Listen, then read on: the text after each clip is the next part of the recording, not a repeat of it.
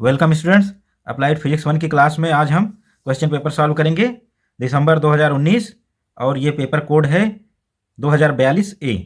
तो ये जो दिसंबर 2019 में क्वेश्चन पेपर आया था 2042 ए, इसके पहले पार्ट्स के यानी पहले क्वेश्चन के सभी आंसर ऑलरेडी करा दिए गए हैं। अब यहाँ पर हम दूसरा क्वेश्चन और तीसरा क्वेश्चन इनके आंसर यहाँ पर देंगे इस लेक्चर में। तो दूसरा क्वेश्चन, इसमें 7 क्वेश्चन 2-2 नंबर के आते हैं, जिसमें से कोई 5 करने होते हैं। तो इस तरह से ये टोटल 10 नंबर का क्वेश्चन होता है। तो स्टार्ट करते हैं। 2 का ए क्या है? डेंसिटी ऑफ मरकरी इज 13.6 ग्राम पर सेंटीमीटर क्यूब या cubic centimetre. Convert this value into MKS system.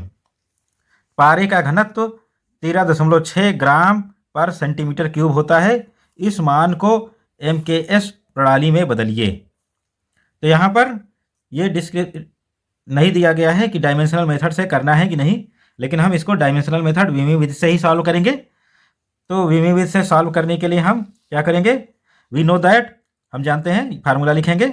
एक प्रणाली के संख्यात्मक मान को दूसरी प्रणाली में बदलने के लिए n2 = n1 m1 upon m2 power a l1 upon l2 power b t1 upon t2 power c।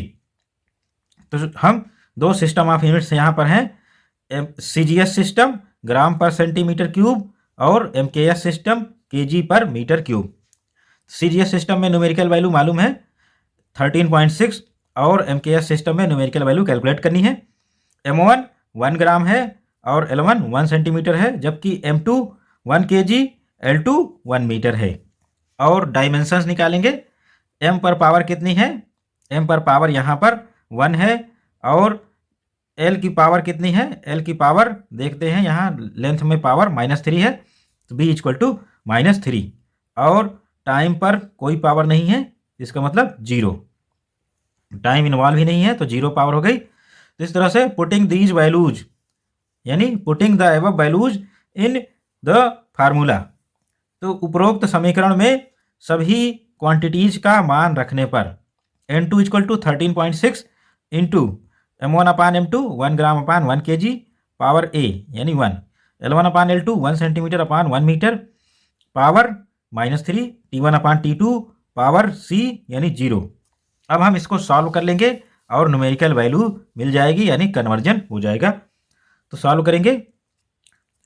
1 kg को ग्राम में बदलेंगे 10⁻3, 1 सेंटीमीटर को मीटर को सेंटीमीटर में बदलेंगे तो ये 100 सेंटीमीटर, तो ग्राम ग्राम सेंटीमीटर कट गए और फिर क्या बचा? 13.6 और यहाँ से 1/10⁻3 और यहाँ से 1/10⁻2 और इस चूंकि -3 पावर है इसलिए 10⁻6 हो गया, 1/10⁻6। और इसको जब सॉल्व करेंगे तो 3 पावर यहाँ की हट जाएगी, 10⁻3 हो गया 1/10⁻3 और ये जब ऊपर जाएगा 10⁻3 हो जाएगा। तो n2 = 13.6 इंटू 10⁻3। तो इस तरह से हम कंक्लूड करते हैं 13.6 ग्राम पर सेंटीमीटर क्यूब = 13.6 इंटू 10⁻3 kg पर मीटर क्यूब। तो यही फाइनल आंसर हो गया। तो ये मरकरी की डेंसिटी एमकेएस सिस्टम में कन्वर्ट हो गई सीजीएस सिस्टम से। नेक्स्ट क्वेश्चन हम देखते हैं 2 का बी क्या है? A machine gun fires bullet of mass 40 gram with a velocity 1200 meter per second. Mass of machine gun holding machine gun can bear maximum force of 144 Newton. How many maximum number of bullets can be fired by machine gun per second? तो machine gun द्वारा 40 ग्राम की गोलियां 1200 metre पर second के वेग से छोड़ी जाती हैं। यदि मशीन गन को संभालने वाला व्यक्ति 144 न्यूटन का बल सह सकता है, तो मशीन गन से प्रति सेकंड कितनी अधिकतम गोलियां छोड़ी जा सकती हैं या फायर की जा सकती हैं, ये कैलकुलेट करना है। ये क्वेश्चन इम्पल्स यानी आवेग का है, तो इसको सॉल्व करेंगे। मास ऑफ बुलेट, गोली का द्रव्यमान m = 40 ग्राम यानी इसको 0.04 kg लिखेंगे। वेलोसिटी ऑफ बुलेट, गोली का वेग, ये फाइनल वेलोसिटी है v2 = 1200 मीटर पर सेकेंड। और इनिशियल वेलोसिटी क्या है? प्रारंभिक वेग गोली का v1 = 0, तो गोली 0 वेग से स्टार्ट करेगी और जब फायर होगी तो वो 1200 मीटर पर सेकंड के वेग से चलेगी। तो इस तरह से change in momentum of bullet, गोली के संवेग में परिवर्तन, delta p equal to P2 minus P1 यानी mv2 माइनस mv1। तो m से मल्टीप्लाई करेंगे, v2 क्या है 1200 और v1 कितना है 0, तो केवल यही टर्म बचेगा और इससे 48 kg मीटर पर सेकंड ये चेंज इन मोमेंटम या गोली के संवेग में परिवर्तन आ गया। और इतना ही मोमेंटम में चेंज, इतना ही संवेग में परिवर्तन होगा या चेंज होगा।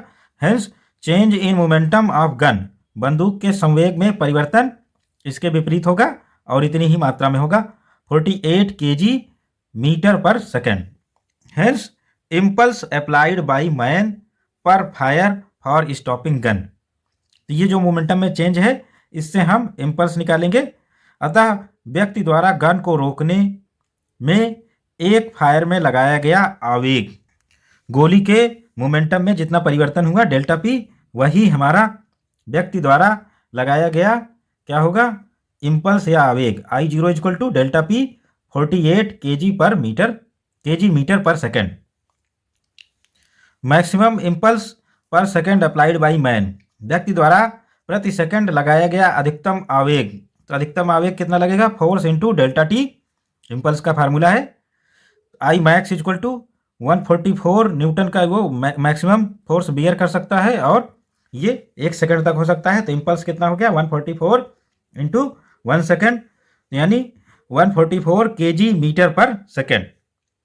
तो इस तरह से इम्पल्स की या आवेग की 2 डेफिनेशन यूज की गई, एफ इंटू डेल्टा टी।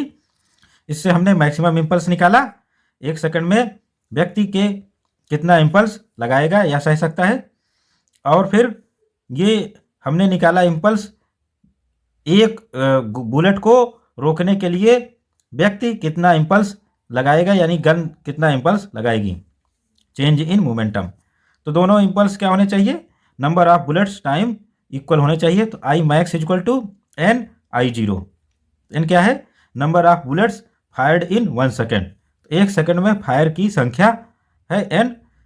तो I max upon I0, I max क्या है 144 kg मीटर पर सेकेंड और I0 क्या है, एक गोली को रोकने में कितना इम्पल्स लगाया जा रहा है 48 kg मीटर पर सेकेंड। तो इस तरह से जब डिवाइड करेंगे तो ये 3 आ गया, n इक्वल टू 3। तो अतः hence maximum 3 bullets can be fired in 1 second, जिससे व्यक्ति को जो है वो 144 न्यूटन का फोर्स बियर कर सकता है। इससे ज़्यादा अगर बुलेट्स फायर की गई 1 सेकेंड में तो वो इसको बियर नहीं कर पाएगा। अतः 1 सेकेंड में अधिकतम 3 गोली फायर की जा सकती हैं, इससे ज़्यादा नहीं। Next question, draw stress strain curve, discuss its significance. प्रतिबल विकृति का वक्र खींचिए और इसकी सार्थकता का वर्णन कीजिए। तो स्ट्रेस स्ट्रेन कर्व, प्रतिबल विकृति वक्र, तो एक्स एक्सिस पर हमारा स्ट्रेन यानी विकृति रहेगा और वाई एक्सिस पर स्ट्रेस प्रतिबल रहेगा। और शुरू में ग्राफ क्या होगा, स्ट्रेट लाइन रहेगा, क्योंकि हुक के नियम के अनुसार अंडर लिमिट ऑफ इलास्टिसिटी क्या होगा, stress is proportional to strain, यानी स्ट्रेस और स्ट्रेन प्रोपोर्शनल है, तो इसलिए ये क्या होगा स्ट्रेट लाइन कर्व मिलेगा। तो इस तरह से ये जो रीजन है ओपी रीजन क्या हो गया, प्रोपोर्शनलिटी लिमिट, समानुपाती सीमा यानी अनुक्रमानुपाती सीमा है ये। इसके बाद स्ट्रेस और स्ट्रेन यानी स्ट्रेस स्ट्रेन के प्रोपोर्शनल नहीं होता। और क्यू तक क्या होता है, क्यू तक अगर हम स्ट्रेन प्रोड्यूस कर दें और स्ट्रेस लगा के छोड़ दें तो ये क्या होगा, ये इसी रास्ते से वापस चला आता है। यानी क्यू क्या हो गया, लिमिट ऑफ इलास्टिसिटी, प्रत्यास्थता की सीमा, यानी बाह्य बल हटाने पर क्या होता है, वस्तु पुनः अपने ओरिजिनल शेप और साइज में पहुंच जाती है। तो लिमिट ऑफ इलास्टिसिटी, प्रत्यास्थता की सीमा। और फिर क्यू से जैसे ही आगे बढ़ते हैं तो ये क्या होता है, इसमें अब स्ट्रेस का मान कम बढ़ता है और स्ट्रेन का मान ज़्यादा बढ़ता है। तो एक पोजीशन ऐसी आती है आर को कहते हैं यील्ड पॉइंट, पराभव बिंदु। इस बिंदु पर क्या होता है, परमानेंट स्ट्रेन आ जाती है, ओ डैश परमानेंट विकृति उत्पन्न हो जाती है, वस्तु अपने ओरिजिनल शेप और साइज में नहीं पहुंचती। और फिर आर के बाद भी अगर हम स्ट्रेन बढ़ाएं तो स्ट्रेस नहीं बढ़ता, केवल स्ट्रेन बढ़ता है। और एस ऐसा पॉइंट मिलता है जहां वस्तु ब्रेक हो जाती है। तो आर के बाद अगर स्ट्रेन प्रोड्यूस हो रही है तो इस केस में स्ट्रेस नहीं बढ़ता और स्ट्रेन ही लगातार बढ़ती रहती है और एस पर जाकर ब्रेकिंग पॉइंट यानी भंजन बिंदु मिलता है जहां वस्तु टूट जाती है, परमानेंटली वो डैमेज हो जाती है। तो OP part of this graph is a straight line through which it is clear that strain is proportional to stress, that is Hooke's law is followed. तो OP region Hooke's law is followed, this point is called limit of proportionality. Graph OP एक सरल रेखा है जिससे स्पष्ट है कि विकृति या स्ट्रेन प्रतिबल के अनुक्रमानुपाती या समानुपाती होती है, अर्थात इस बिंदु तक पी बिंदु तक तार हुक के नियम का पालन करता है और इस बिंदु को समानुपाती सीमा कहते हैं। किसको? पी को। और फिर पी के बाद आगे बढ़ते हैं पी से क्यू तक। From P to Q graph line is not straight, it is curved, which shows that strain is not proportional to stress, but wire gains its original state after removing the weight or external deforming force. Property of elasticity exists till point Q. This point is called, Q point is called limit of elasticity. तो P से Q तक graph सरल रेखीय न होकर वक्रीय है, जिससे ये पता चलता है कि विकृति प्रतिबल के समानुपाती नहीं रह जाती यानी अनुक्रमानुपाती नहीं रह जाती, परंतु भार हटा लेने से तार पुनः अपनी प्रारंभिक अवस्था को प्राप्त कर लेता है।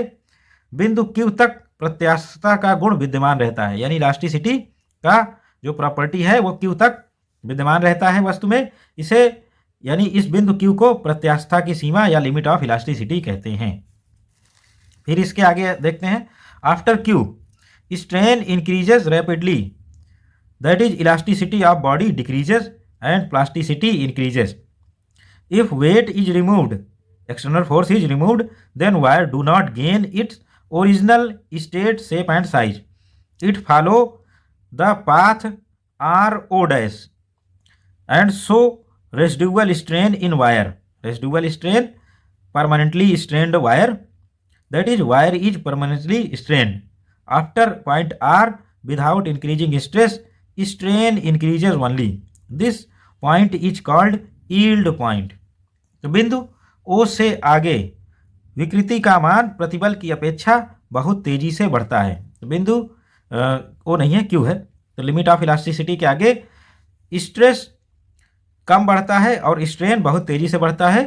तो विकृति का मान प्रतिबल से बहुत तेजी से बढ़ता है, वस्तु प्रत्यास्थता घटने लगती है और इसकी सुगठिता बढ़ने लगती है। और इस केस में यदि एक्सटर्नल डिफॉर्मिंग फोर्स यानी वेट हटा लें तो यदि भार हटा लिया जाए तो तार अपनी पूर्व अवस्था में यानी ओरिजिनल शेप और साइज में नहीं पहुंचता, अर्थात O डैश पर पहुंच जाता है। R से O डैश पथ अपनाता है और तार में अवशिष्ट यानी रेसिडुअल स्ट्रेन, तो बची हुई स्ट्रेन रह जाती है जो कि O डैश है, आ जाती है। तार स्थायी रूप से विकृत हो जाता है तथा R के बाद प्रतिबल के बढ़े बिना विकृति का मान अनियमित रूप से बढ़ता है। तो प्रतिबल नहीं बढ़ रहा है फिर भी विकृति का मान R के बाद अनियमित रूप से बढ़ता है। तो यही जो पॉइंट है R, ये कहलाता है पराभव बिंदु, यील्ड पॉइंट। फिर इसके बाद till S strain of wire increases at S wire breaks. The point S is called breaking point and the weight associated with this point is called breaking load. तो बिंदु R से S तक पहुंचते पहुंचते तार अपने आप बढ़ने लगता है तथा बिंदु S पर वे तार टूट जाता है। तो S को भंजन बिंदु और अधिकतम भार को जो S पर लगाया जाता है वो भंजन भार कहते हैं। तो इस तरह से RS प्लास्टिक रेंज है यानी सुघट्य रेंज है, और metals having more plastic deforming property before their yield point are ductile, while metals having less plastic deformation property before their yield point are called brittle. तो plasticity of material or metal increases with increase in temperature. तो अधिक सुघट्य विरूपण वाली वस्तुएं या धातुएं भंजन बिंदु के पूर्व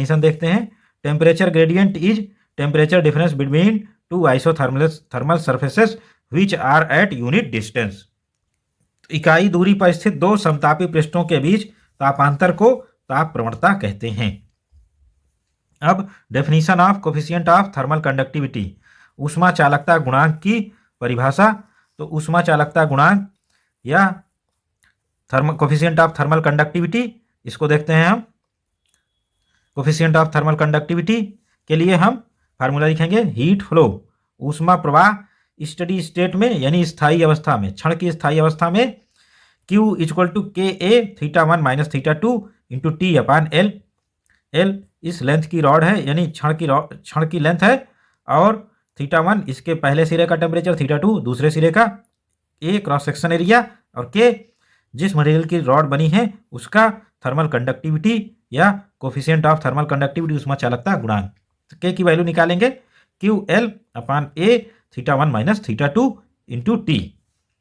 अब if area is 1 metre square and temperature difference is 1 degree Celsius, t is 1 second, L is 1 metre, then K is equal to Q. तो इस तरह से डेफिनेशन बनाएंगे।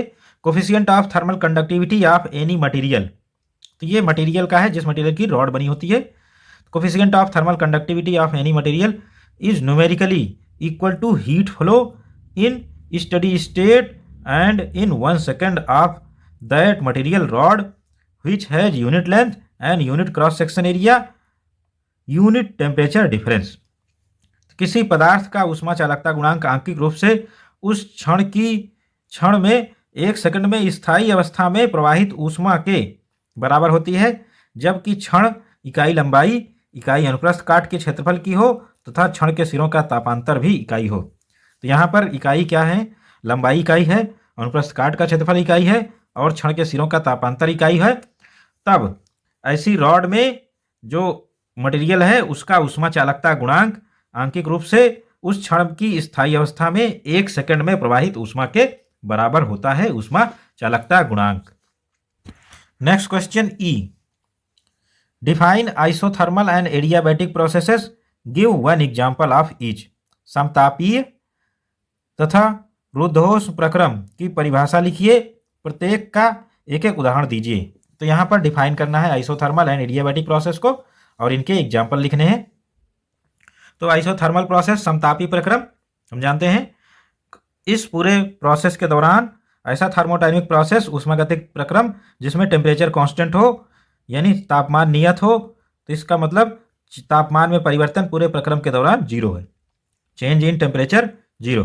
तो जब किसी ऊष्मागतिक निकाय में भौतिक परिवर्तन इस प्रकार हो कि पूर्ण प्रक्रिया में निकाय का तापमान स्थिर रहे तो इस प्रकार का प्रक्रम समतापी प्रक्रम कहलाता है।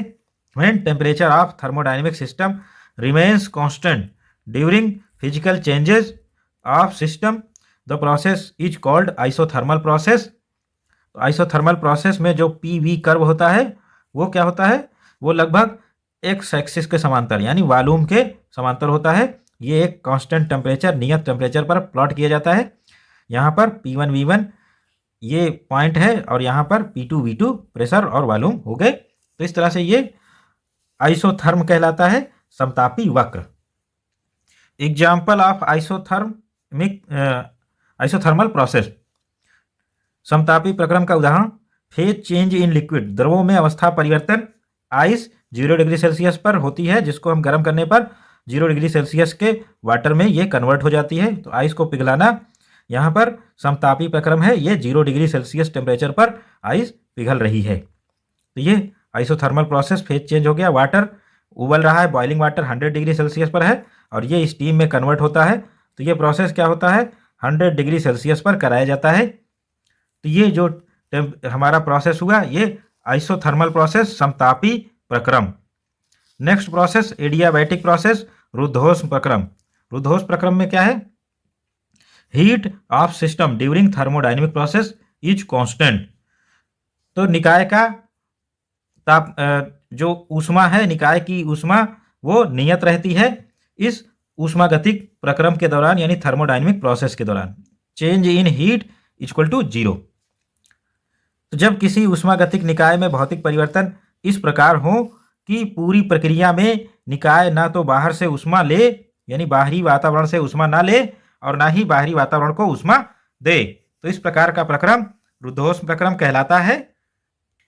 तो जब किसी ऊष्मागतिक निकाय में भौतिक परिवर्तन इस प्रकार हो, पूरी प्रक्रिया में निकाय द्वारा ना बाह्य वातावरण से ऊष्मा ली जाए और ना ही बाह्य वातावरण को ऊष्मा दी जाए, तो इस प्रकार का प्रक्रम रुद्धोष्म प्रक्रम कहलाता है और इसमें ताप परिवर्तन भी हो सकता है। तो हीट एक्सचेंज पॉसिबल नहीं है। तो इस तरह से निकाय की पूरी हीट कांस्टेंट रहेगी। When any thermodynamic system does not take heat from external atmosphere and does not supply heat to external atmosphere, then during this physical changes of system the process is called adiabatic process. Example, sudden release of air from tyre, tyre से अचानक वायु का निकलना।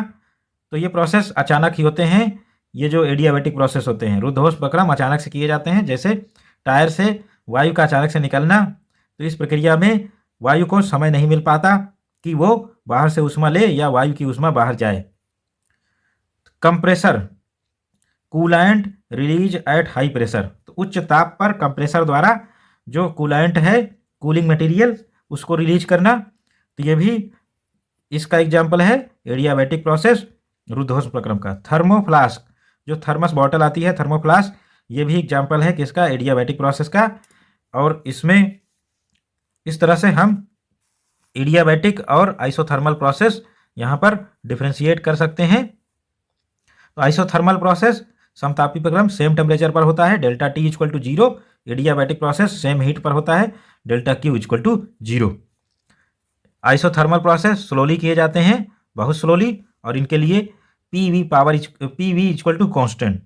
तो समतापी प्रक्रम के लिए बहुत धीरे धीरे किए जाते हैं और P V equal to constant होता है, जबकि एडियाबैटिक प्रोसेस सडनली किए जाते हैं और P V power gamma equal to constant. तो एडियाबैटिक या रुद्धोष प्रक्रम अचानक से किए जाते हैं और इनके लिए P V power gamma equal to नियतांक होता है।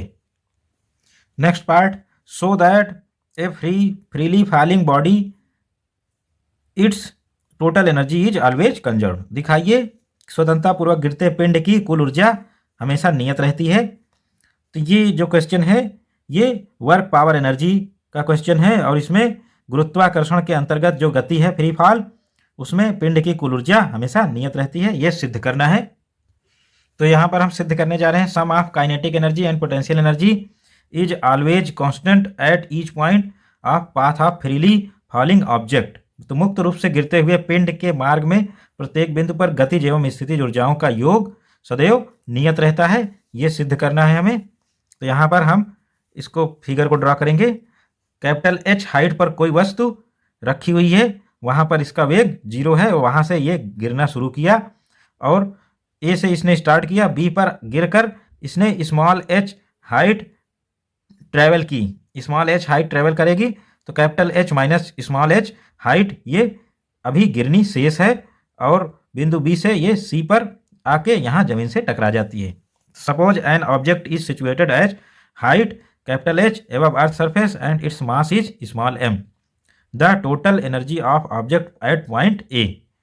तो माना कोई वस्तु पृथ्वी के धरातल से h ऊंचाई पर स्थित है तथा इसका द्रव्यमान स्मॉल m है। बिंदु ए पर वस्तु की कुल ऊर्जा, तो ए पर वस्तु रुकी हुई है तो कुल ऊर्जा कितनी होगी, kinetic energy plus potential energy, गतिज तथा स्थितिज ऊर्जा। गतिज ऊर्जा रुके होने के कारण शून्य है, वेलोसिटी शून्य है, तो इसलिए ये 0 हो गई। और स्थितिज ऊर्जा भार mg into H, capital H हो गया, तो mgh टोटल एनर्जी हो गई बिंदु ए पर इसकी टोटल एनर्जी। अब हम बिंदु बी पर कंसीडर करेंगे जो कि एक वेरिएबल पॉइंट है। तो बिंदु बी पर क्या होगा, let object begin to fall freely from point A, velocity at B at height capital H minus h from ground is. माना वस्तु बिंदु ए से स्वतंत्रतापूर्वक गिर रही है, तो बिंदु बी जो कि पृथ्वी से कैपिटल एच माइनस एच ऊंचाई पर है, यहाँ पर वेग कितना होगा, v square equal to you square plus 2gh। तो v B square equal to 0, initial velocity क्या हो गई 0, तो 0 का square plus 2gh। H height ये स्मॉल एच हाइट गिर चुकी है तो 2gh होगा, तो v B equal to square root of 2gh। अब हम टोटल एनर्जी निकाल सकते हैं, वेलोसिटी मिल गई है, हाइट भी मिल गई है। टोटल एनर्जी एट बी, बिंदु बी पर कुल ऊर्जा कितनी होगी, E B equal to kinetic energy plus potential energy, गतिज ऊर्जा प्लस स्थितिज ऊर्जा, half M v B square plus M g, height कितनी है capital H minus small h. Half M v B square का मतलब इसका स्क्वायर करेंगे 2gh आएगा plus mgh minus small h. अब स्मॉल एच यहाँ से 2t कट गया, mgh minus mg capital H minus small H, तो इस तरह से ये माइनस वाला टर्म यहाँ कैंसिल हो जाएगा, तो mg कैपिटल एच बचेगा जो कि सेम है एज ए इक्वेशन 1। तो यानी बिंदु ए पर जो टोटल एनर्जी है वही बिंदु बी पर टोटल एनर्जी है। अब हम तीसरा पॉइंट सी, जहां पर वस्तु जमीन से टकराने वाली है, इस पर टोटल एनर्जी निकालेंगे। सी तक पहुंचने के लिए वस्तु क्या होगी, कैपिटल एच डिस्टेंस ट्रैवल कर चुकी है। तो when object reaches at point C on earth surface its velocity, जब वस्तु धरातल के बिंदु सी पर पहुंचती है तब इसका वेग V square equal to you square plus 2gh से यू स्क्वायर 0 है, V C square equal to 0 plus 2g capital H. तो इस तरह से V C equal to square root of 2g capital H. Hence total energy at C, बिंदु B सी पर कुल ऊर्जा, तो बिंदु सी पर कुल ऊर्जा E C equal to kinetic energy plus potential energy, half M V C square plus M G. यहाँ पर हाइट कितनी है, कैपिटल एच डिस्टेंस नीचे आ चुकी है तो हाइट 0 हो गई, तो इस तरह से पोटेंशियल एनर्जी यहाँ पर 0 हो गई, काइनेटिक एनर्जी हाफ m और VC² की वैल्यू √2GH का होल स्क्वायर। तो इस तरह से EC total energy at C mg capital H। तो इन तीनों पॉइंट्स पर जो एनर्जी है वो कैपिटल mg कैपिटल H है। From equation 1, 2 and 3 it is clear that energy is total energy is constant at all point during free fall. तो समीकरण 1, 2, 3 से स्पष्ट है कि मुक्त रूप से गिरते हुए पिंड की कुल ऊर्जा काइनेटिक प्लस पोटेंशियल एनर्जी सदैव नियत रहती है। ये फ्री फॉल के अंतर्गत होता है। Next question, obtained relation between angular momentum and torque applied on A rotating body. किसी घूर्णन गति कर रहे पिंड पर आरोपित बल आघूर्ण तथा कोणीय संवेग में संबंध ज्ञात कीजिए। तो ये क्वेश्चन रोटेशनल मोशन घूर्णन गति का है। तो हम जानते हैं, we know that J angular momentum J equal to I omega. I movement of inertia है जड़त्वाघूर्ण पिंड का, ओमेगा कोणीय वेग है एंगुलर वेलोसिटी। अब यहाँ से हम डेरिवेशन शुरू करेंगे। J equal to I omega differentiating with respect to time, समय के सापेक्ष अवकलन करने पर। तो dJ/dt लेफ्ट साइड हो गया और dI ओमेगा/dt। तो आई को हम कॉमन ले लेंगे क्योंकि मूवमेंट ऑफ इनर्शिया कांस्टेंट है। तो ये क्या हो गया, d ओमेगा/dt। अब d ओमेगा/dt को हम क्या लिखेंगे, अल्फा कोणीय त्वरण। तो हम अल्फा पुट कर देंगे d ओमेगा/dt को। तो dJ/dt equal to I alpha, और आई अल्फा क्या होता है, टॉर्क बल आघूर्ण टॉर्क। तो इसलिए dJ/dt equal to tau relation between angular momentum and torque, बल आघूर्ण तथा कोणीय वेग के बीच में संबंध डिराइव हो गया। तो यही रिलेशन ज्ञात करना था या डिराइव करना था। Torque acting on a body is equal to rate of change of angular momentum of body. घूर्णन अक्ष के परितः किसी पिंड के कोणीय संवेग के परिवर्तन की दर उस पिंड पर लगे बाह्य बल आघूर्ण के बराबर होती है। तो ये क्वेश्चन हम यहाँ पर यहीं तक सॉल्व करेंगे, इस रिलेशन तक। और ये जानकारी के लिए बताया जा रहा है, law of conservation of angular momentum, कोणीय संवेग का संरक्षण, इसी से लिंक पूछा जा सकता है। तो कोणीय संवेग का संरक्षण बहुत ही आसान है। एक्सटर्नल टॉर्क को हम 0 कर देंगे। तो if no torque on body, यदि पिंड पर कोई बल आघूर्ण ना कार्य कर रहा हो तो टॉ इक्वल टू 0, इसका मतलब dJ/dt 0 है। तो किसी क्वांटिटी का जो डिफ्रेंसिएशन है वो 0 तभी होता है डिफ्रेंसिएशन जब वो क्वांटिटी कांस्टेंट हो या नियतांक हो। तो hence law of conservation of angular momentum states that angular momentum of rotating body about axis of rotation remains constant if no external torque is applied to the body. तो यदि किसी अक्ष के परितः घूर्णन गति करते पिंड पर कोई बाह्य बल आघूर्ण आरोपित न हो तो उस पिंड का कोणीय संवेग J equal to I omega सदैव एक नियतांक होता है या नियत रहता है। तो J equal to I1 omega 1 equal to I2 omega 2 equal to constant. तो यही कोणीय संवेग संरक्षण का सिद्धांत है, law of conservation of angular momentum. Next question, अब क्वेश्चन 3 स्टार्ट करेंगे। Right Kepler's law of planetary motion derive law of areal velocity. ग्रहों की गति संबंधी केपलर के नियमों को लिखिए, क्षेत्रीय वेग के नियम का निगमन कीजिए। तो ये जो दूसरा लॉ है इसका सूत्र प्राप्त करना है या इसको सिद्ध करना है। तो केपलर के नियम ये चैप्टर 5 यानी motion of planets and satellite, ग्रहों और उपग्रहों की गति में है। तो उस चैप्टर का सवाल है, उसको सॉल्व करते हैं। Kepler's laws of planetary motion, Kepler के ग्रहों के गति संबंधी नियम। तो केपलर ने 3 नियम दिए हैं ग्रहों के गति संबंधी। तो पहला नियम लॉ ऑफ ऑर्बिट्स, कक्षा का नियम है। इसमें ऑर्बिट के शेप और सन की पोजीशन बताई जाती है। ऑर्बिट का शेप दीर्घवृत्ताकार इलिप्टिकल ऑर्बिट है और प्लैनेट इस इलिप्टिकल ऑर्बिट में चक्कर लगाता है और इसकी जो इलिप्टिकल ऑर्बिट है दीर्घवृत्ताकार कक्षा, इसके किसी एक फोकस पर सूर्य स्थित होता है। Every planet revolves in an elliptical path around sun and sun is at any one of the focus of that ellipse. The orbits of different planets are different. तो प्रत्येक ग्रह सूर्य के परितः दीर्घवृत्ताकार कक्षा में चक्कर लगाता है तथा सूर्य उस दीर्घवृत्ताकार कक्षा के किसी एक फोकस कर या किसी एक नाभि पर स्थित होता है। विभिन्न ग्रहों की कक्षाएं भिन्न भिन्न होती हैं। Second law, law of areal velocity, क्षेत्रीय चाल का नियम। In plane of orbit of any planet, line connecting planet and sun, in plane of any planet orbit the line connecting sun and planet sweeps equal distances in equal time periods. This line sweeps or cross equal area in equal time interval. That is aerial velocity of line connecting planet and sun is constant. तो किसी ग्रह के कक्षीय तल में, तो ग्रह का कक्षीय तल ये है, में ग्रह तथा सूर्य को मिलाने वाली रेखा, ग्रह तथा सूर्य को मिलाने वाली जो रेखा है वो क्या करती है, समान समय अंतरालों में समान क्षेत्रफल तय करती है। अतः ग्रह की क्षेत्रीय चाल नियत रहती है, यानी ग्रह से सूर्य को मिलाने वाली रेखा की क्षेत्रफलीय चाल नियत होती है, कांस्टेंट होती है। तो इस जो रूल है एरियल वेलोसिटी का, इसको प्रूव करना है।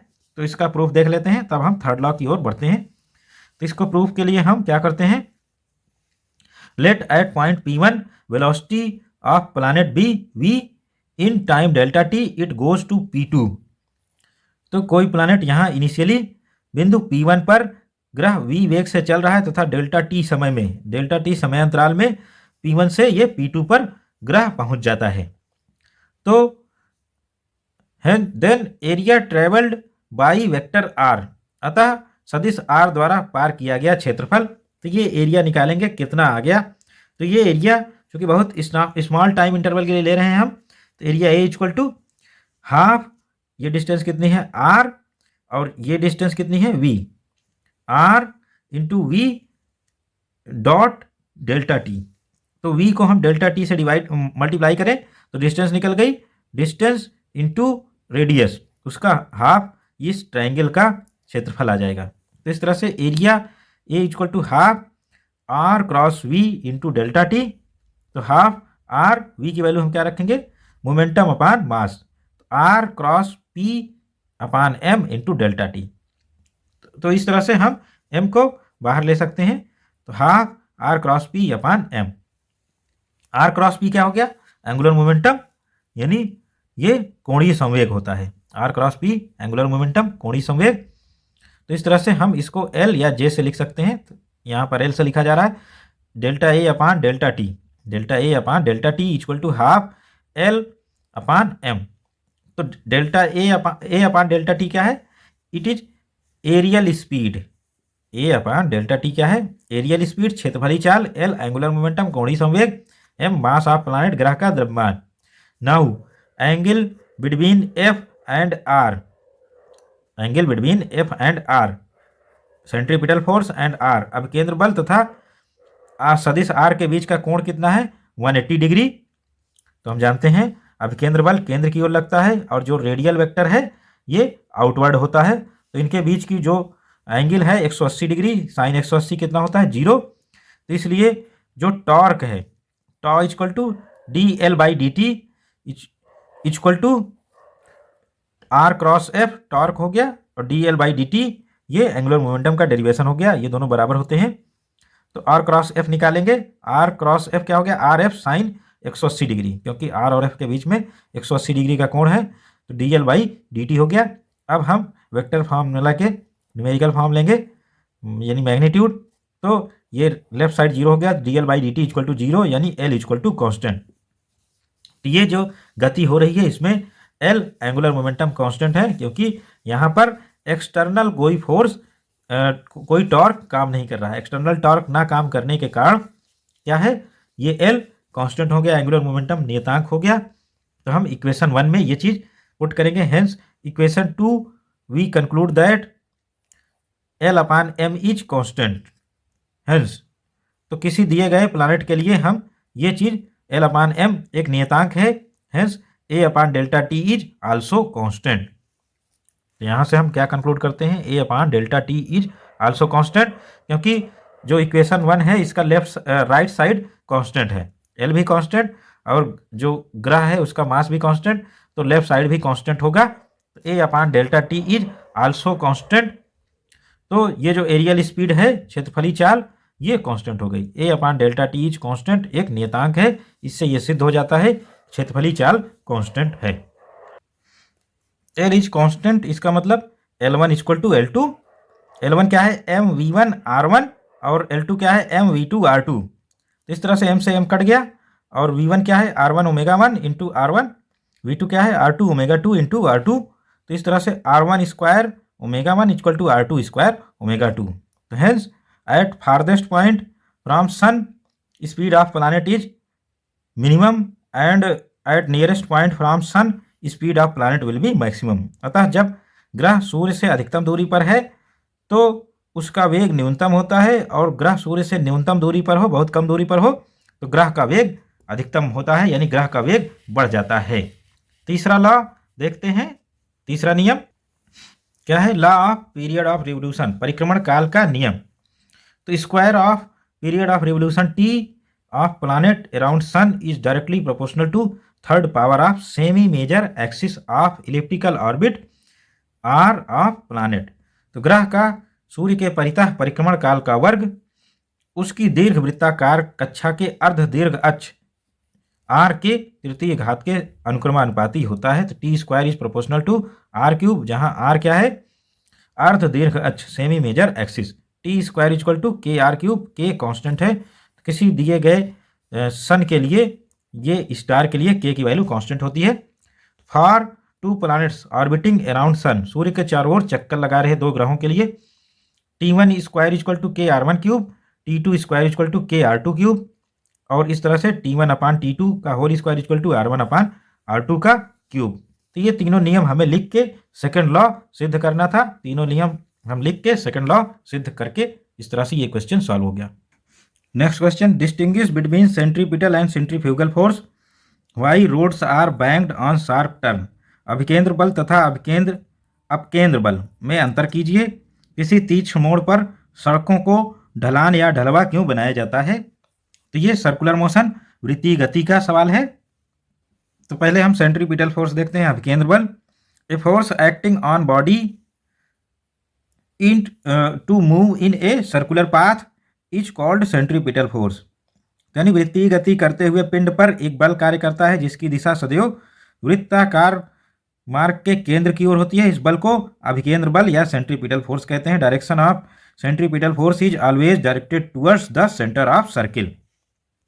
तो वृत्ताकार गति में सेंटर की ओर, सर्किल के सेंटर की ओर हमेशा एक बल काम करता है, सेंट्रीपिटल फोर्स, जिसको अभिकेंद्र बल कहते हैं, और इसका मान F equal to mv square upon r के बराबर होता है। तो ये अभिकेंद्र बल सदैव केंद्र की ओर लगता है, और इसी के कारण सर्कुलर मोशन यानी वृत्ताकार गति पॉसिबल है। इसके उल्टा सेंट्रीफ्यूगल फोर्स अपकेंद्र बल, इसको हम F डैश से लिखते हैं।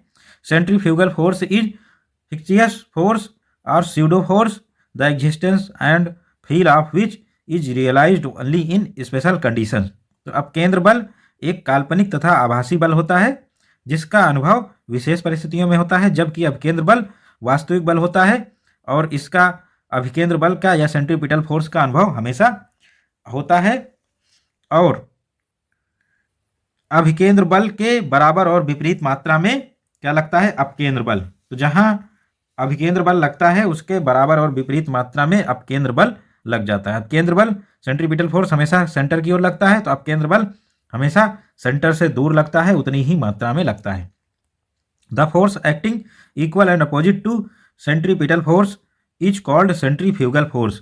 अभिकेंद्र बल के बराबर और विपरीत मात्रा में लगने वाले बल को अपकेंद्र बल कहते हैं, और ये अपकेंद्र बल क्या है, आभासी बल होता है, और इसका अनुभव विशेष परिस्थितियों में होता है, हमेशा नहीं होता है। जैसे कोई ऑब्जर्वर है और ये घूमती हुई टेबल है, इस पे एक मास रखा गया है mg पर अपकेंद्र बल लग रहा है कि नहीं, इसका अनुभव इस ऑब्जर्वर को नहीं है। लेकिन जब ऑब्जर्वर इस घूमती हुई टेबल पर खड़ा हो जाता है तो इसको अनुभव होता है कि एक बल जो कि इसको वृत्ताकार मार्ग के केंद्र से बाहर की ओर धक्का दे रहा है, तो ये अपकेंद्र बल का अनुभव करता है, यानी सेंट्रीफ्यूगल फोर्स का अनुभव इसको होता है। अब banking corner of road and rail tracks, यानी मोड़ पर सड़क व रेल की पटरियों में ढलान। तो जब भी मोड़ आता है, सड़क व रेल पटरियों में जो ढलान होता है वो मोड़ के केंद्र की ओर होता है। तो मोड़ के केंद्र की ओर वाला हिस्सा झुका होता है और बाहर वाला हिस्सा उठा दिया जाता है। तो ये क्यों बनाया जाता है, इसका रीजन यहाँ लिखना है। Centripetal force required to turn car is moving is mv square upon r. It is obtained from frictional force F s equal to mu s into r which is maximum value of F S.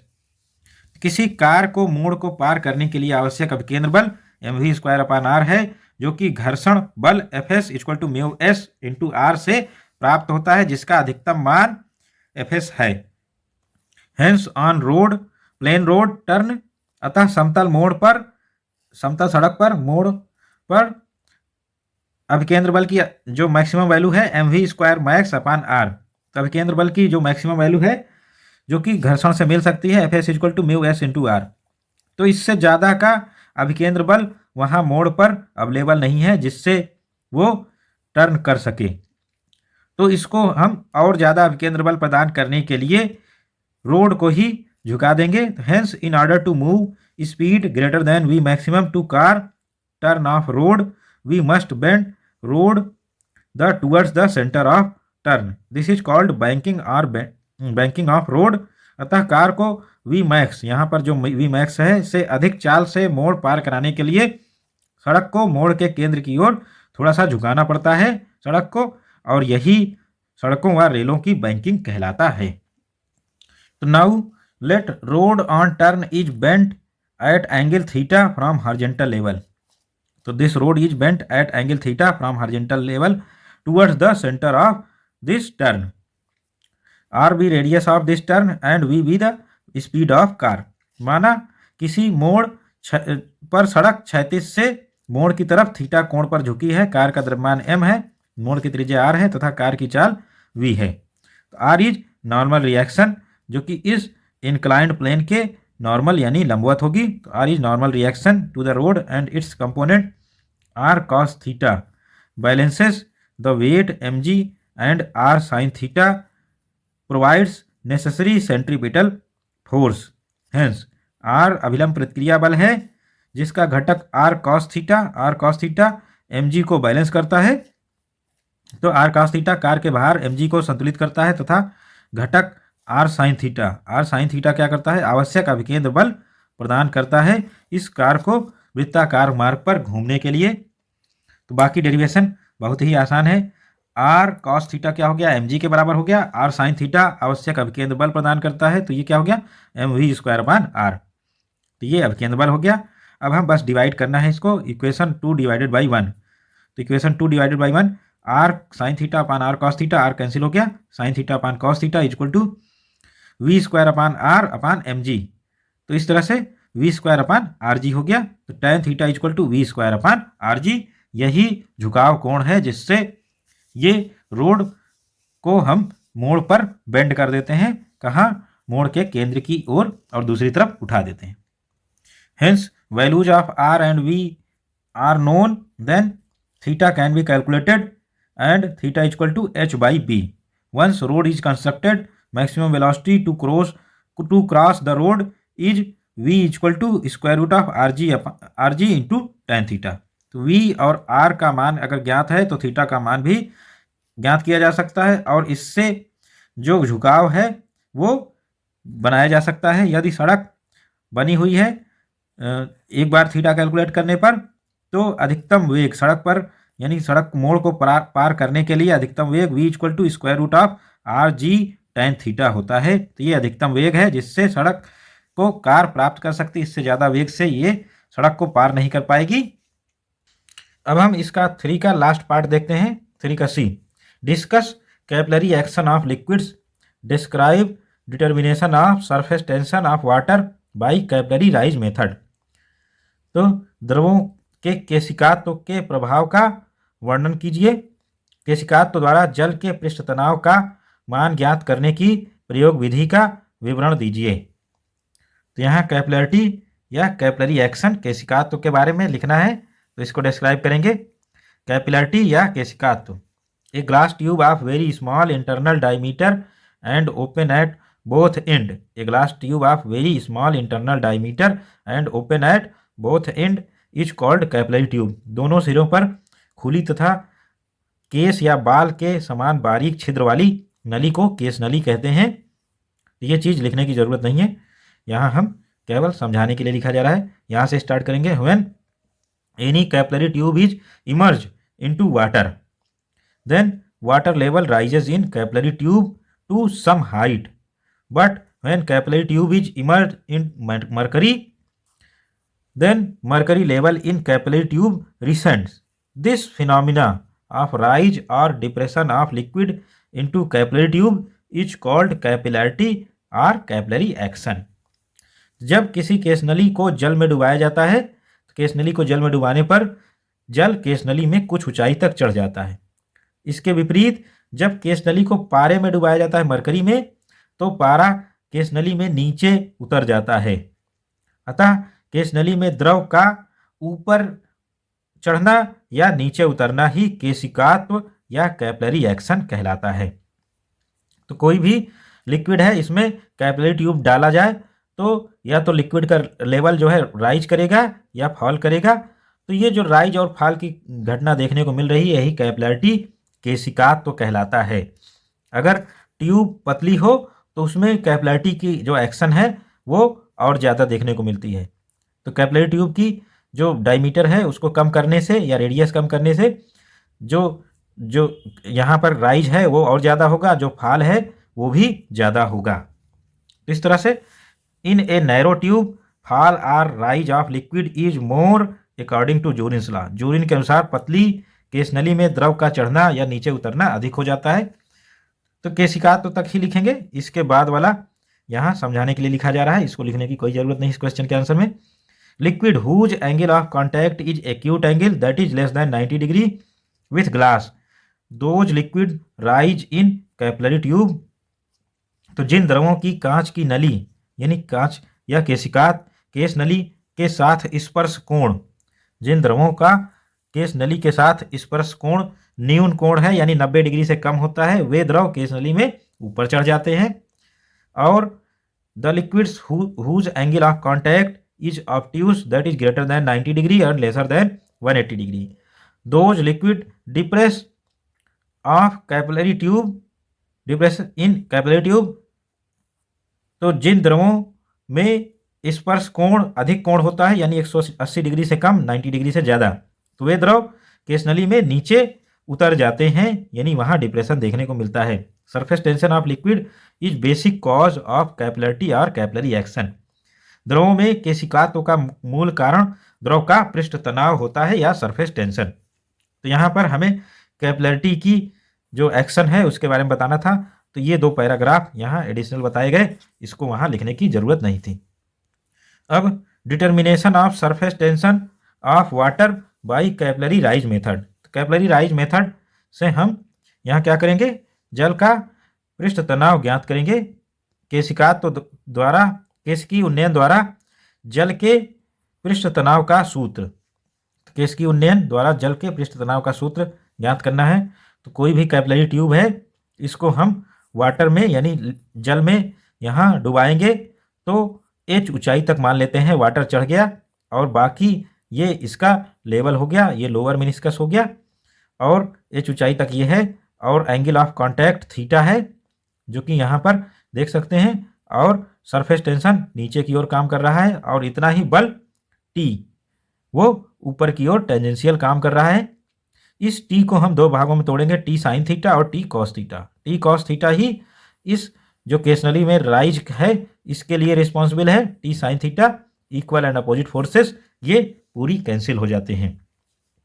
तो इसको हम लिखेंगे, a capillary tube is immerse into water, then water rise in the capillary tube to a height small h above obtuse outside level.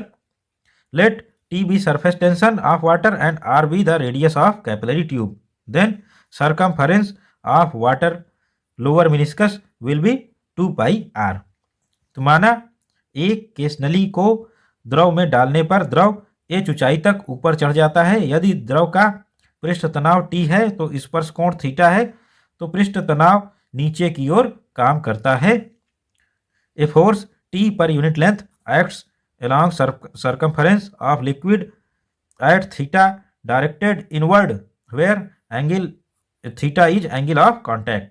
तो surface tension नीचे की ओर काम करता है, पृष्ठ तनाव और जो कि एंगल ऑफ कांटेक्ट थीटा पर नीचे की ओर काम करता है। Now wall of capillary tube exert equal and opposite reaction force directed outward. The reaction force per unit length T can be resolved as पृष्ठ तनाव के बराबर और विपरीत मात्रा में प्रतिक्रिया बल T पर यूनिट लेंथ ऊपर की ओर लगता है, इससे जल ऊपर की ओर चढ़ने लगता है। तो जो यहाँ पर सरफेस टेंशन है उसके बराबर मात्रा में क्या होता है, बल काम करता है, ये टी पर यूनिट लेंथ, और ये ही रिस्पॉन्सिबल है वाटर को ऊपर ले जाने के लिए, वाटर का लेवल केस नली में। अब केस नली में जल तब तक चढ़ता है जब तक कि ऊर्ध्व प्रतिक्रिया बल का मान चढ़े हुए द्रव के भार के बराबर ना हो जाए।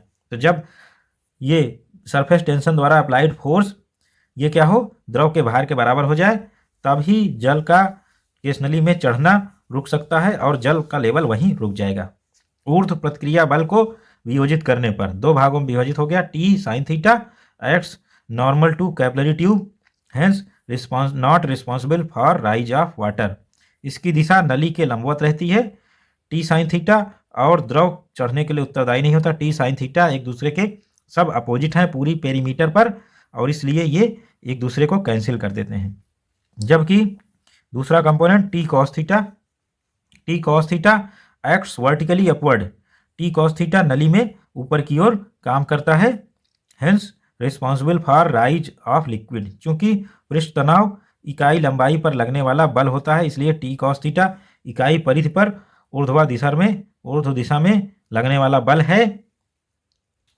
Hence total force acting in upward direction. अतः नली की संपूर्ण परिधि पर ऊर्ध्व दिशा में लगने वाला बल, तो टी कॉस थीटा इकाई लंबाई पर लग रहा है। कुल लंबाई कितनी है, 2πr, परिधि के बराबर है, सब जगह लग रहा है परिधि पर ऊपर की ओर। तो F equal to 2πr into T cos theta, r जहां रेडियस ऑफ कैपिलरी ट्यूब केस नली की त्रिज्या है। Now volume of liquid raise to height h। अतः केस नली में चढ़े जल का आयतन,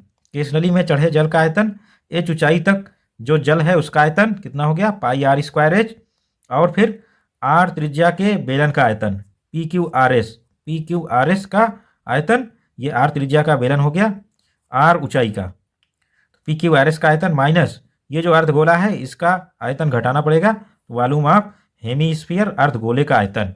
तो अर्धगोले का आयतन घटाएंगे तभी ये जो रेस्ट लिक्विड है इसका आयतन निकलेगा। तो V इक्वल टू πr²h, और ये जो आयतन मिलेगा πr² इंटू आर। h कितना हो गया, r है, πr² इंटू आर माइनस अर्धगोले का आयतन 2/3 πr³ तो इस तरह से πr²h plus πr³ minus 2/3 πr³। तो ये इसमें से πr³ में से घट जाएगा और ये आएगा 1/3 πr³। तो πr³ आ गया 1/3, और फिर πr² कॉमन लेंगे तो ये क्या आ गया, h plus r/3, πr² h plus r/3। तो ये केस नली में चढ़े जल का आयतन निकल गया। अब क्या करेंगे, भार निकालना है हमें, hence weight of liquid raised in capillary tube. अतः केस नली में चढ़े जल का भार W equal to volume into density into g. Density क्या है, डेंसिटी ऑफ वाटर, जल का घनत्व। Now W equal to V क्या है, πr² h plus r/3 and rho जी।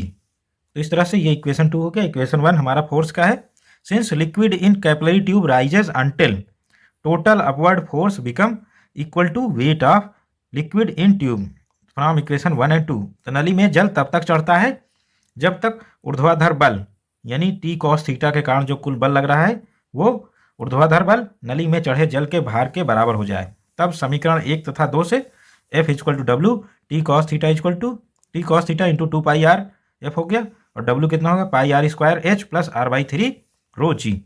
अब हम क्या करेंगे, T इक्वल टू निकालेंगे, πr कैंसिल हो गया दोनों तरफ, r h प्लस r/3 रो जी अपॉन 2 कॉस थीटा। अब हम क्या जानते हैं, since r radius of capillary tube is very very lesser than h, चूंकि कैपिलरी ट्यूब यानी केस नली की त्रिज्या ऊंचाई की तुलना में बहुत कम होती है, neglecting r/3 in comparison to h। तो r/3 को h की तुलना में छोड़ने पर, तो r/3 को हम छोड़ेंगे तो T equal to r h rho g upon 2 cos theta. तो ये फार्मूला यहाँ पर निकालना था, हमें प्रूव करना था surface tension of water by capillary rise method के इसकी उन्नयन विधि द्वारा जल के पृष्ठ तनाव का सूत्र या पृष्ठ तनाव ज्ञात करना था। यहाँ ज्ञात हो गया। और h r equal to 2t cos theta upon rho g. किसी दिए गए जल के लिए 2t cos theta upon rho जी ये कांस्टेंट है, तो इसलिए h r equal to constant या H1 R1 equal to H2 R2, इसी को जूरिन का नियम या जूरिन्स लॉ कहते हैं।